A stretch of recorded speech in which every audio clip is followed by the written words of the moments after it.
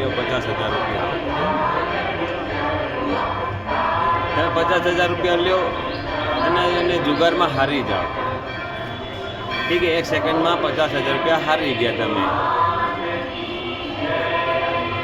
તો બજારમાં તમે કોઈ મિત્ર વર્ગ આગળથી કે કંઈ સગા સંબંધી છે કે ક્યાંથી 50,000 તો લઈ આવ્યા, પણ જુગારમાં 5 મિનિટમાં હારી ગયા, તો હવે ભરપાઈ તો કરવાની. તો જે આપણે આ ગુટકા માવા ખાઈએ છે ને, તો આપણે વર્ષનો હિસાબ કરીએ ને તો 50,000 રૂપિયા સુધીના આપણે ગુટકા છે ને ખાઈને થૂકી નાખીએ છીએ. એ હારી જ ગયા છે. પછી થોડા રોજના 100-200 કરીને ગયા ને તો ચાલે. ને એ જ 50,000 જો તમારા અડધી રાતના જોતા હોય ને તો કોણ તમારો સગા છે કે તમને અડધી રાતના લાવીને આપશે? એ જ માવાના પૈસા જો રોજના તમે ગલ્લામાં મૂકો ને તો વર્ષે છે ને એ ગલ્લો તમને પાછો રિફંડ આપશે. આ ઠૂકેલું તમને રિફંડ નહીં આપે. અને બીજી મોટી વાત શું કહો છે, જે તમે લાર થૂકી દો છો ને, પૈસા તો જવા દે, 50,000 ભલે થૂકી નાખ્યા, મજા આવી ગઈ, થૂકી નાખ્યા, એ તો કાલે પાછા કમાઈ લેશો. પણ જે લાર તમે થૂકી નાખી ને, આ બધાથી મોટું નુકસાન છે. એ પાછી કમાઈ નહીં મળે.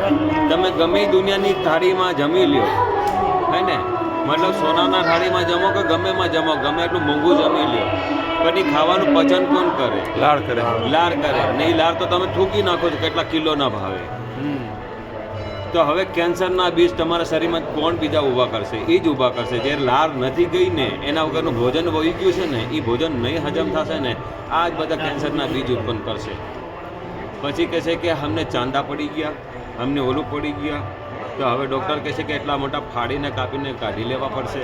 એ તો કાઢશે, એનું કામ છે. સડેલી ગયું છે તો કાપી નાખો કે એને રિપેર કરી નાખો. પણ તમે વિચાર કરો કે 50,000 રૂપિયા તો વર્ષે અમે આ થૂકી જ નાખીએ છીએ.